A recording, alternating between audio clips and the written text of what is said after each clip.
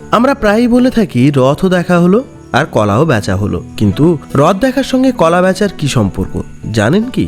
চলুন আজকের এই ভিডিওতে আমরা সেটাই জানবো। রথযাত্রার কথা বললেই পুরীর পরে যে নামটা মাথায় আসে তা হলো পশ্চিমবঙ্গের হুগলি জেলার শ্রীরামপুরের মাহেশ। বাংলার প্রাচীনতম এবং ভারতের দ্বিতীয় প্রাচীনতম এই রথযাত্রা।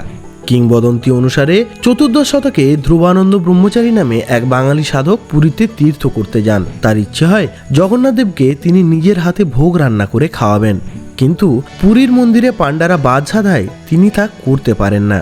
দুঃখিত হয়ে তিনি আমরণ অনশনে বসেন। 3 দিন পর জগন্নাথ দেব তাকে স্বপ্নে দেখা দিয়ে বলেন, ধ্রুবানন্দ, বঙ্গদেশে ফিরে যাও। সেখানে ভাগীরথীর তীরে মাহেশ নামে এক গ্রাম আছে, সেখানে যাও। আমি সেখানে এক বিরাট দারুব্রহ্ম পাঠিয়ে দেব। সেই কাঠে বলরাম, সুভদ্রা আর আমার মূর্তি গড়ে পুজো করো। আমি তোমার হাতে ভোগ খাওয়ার জন্য উদ্গ্রীব হয়ে আছি। এই স্বপ্ন দেখে ধ্রুবানন্দ ব্রহ্মচারী মাহেশে এসে সাধনা শুরু করেন। তারপর এক বৃষ্টির দিনে সত্যি মাহেশ ঘাটে একটা নিম গাছ ভেসে আসে। তিনি জল থেকে সেই কাঠ তুলে 3 দেবতার মূর্তি বানিয়ে মন্দির প্রতিষ্ঠা করেন। অন্যদিকে সন্ন্যাস গ্রহণের পর শ্রী চৈতন্য মহাপ্রভু পুরীর উদ্দেশ্যে রওনা হয়েছেন। মন্দির পরিদর্শন করার পর এতই মুগ্ধ হন যে তিনি মোহিত হয়ে জ্ঞান হারিয়ে ফেলেন। শ্রী চৈতন্য মাহেশের নাম দেন নবনীলাচল। বৃদ্ধ ধ্রুবানন্দ তাকে মন্দিরের দায়িত্ব গ্রহণ করার জন্য অনুরোধ করেন। এতে মহাপ্রভু কমলাকার পিপলাইকে মন্দিরের ভার দেন। কমলাকার পিপলাই মাহেশে থাকতে শুরু করেন, জগন্নাথ মন্দিরের ভার গ্রহণ করেন আর 1396 সালে মাহেশের রথযাত্রা শুরু করেন। এই রথযাত্রাকে কেন্দ্র করে রথ দেখা কলা বেচা প্রবাদের জন্ম।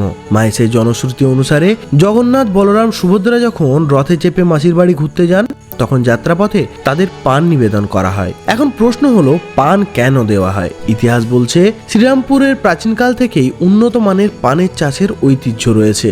অঞ্চলের শ্রেষ্ঠ উৎপাদন ভগবানকে অর্পণ করা হবে, এটাই তো স্বাভাবিক, তাই না? সুতরাং দেবতাকে পান দিয়ে পানের ফলন আর ব্যবসায়ী শ্রীবৃদ্ধি কামনায় পান অর্পণ করা হয়। পানের মতো ছোট্ট হালকা জিনিস ছুঁড়লে তো উঁচু রথের ওপরে বিরাজমান ঈশ্বরের কাছে পৌঁছাবে না, আর সেই কারণেই পানের সঙ্গে প্রাণ বেঁধেছে কলা। কলার সঙ্গে পান জড়িয়ে গিঁট বেঁধে তাক করে ছুঁড়ে মারলেই কেল্লা ফতে। এখন বাড়ি থেকে আনা চাষের পানের সঙ্গে গলা জড়িয়ে ছুটতে হলে তো কলা কিনতে হবে। তাই প্রাচীনকাল থেকেই রথযাত্রার দিন বহু মানুষ শ্রীরামপুরে আসেন শুধুমাত্র কলা বিক্রি করতে। সাধারণ মানুষ রথযাত্রা দেখতে আসবে আর আসলে কলা কিনবে। তাই যিনি বুদ্ধিমান তার রথ দেখাও হলো আর কলা বেচাও হলো। আজকের এই ভিডিওটি ভালো লেগে থাকলে ভিডিওটিকে অন্যদের কাছে শেয়ার করবেন এবং আমাদের পেজ ভবঘুরেকে ফলো করে পাশে থাকবেন।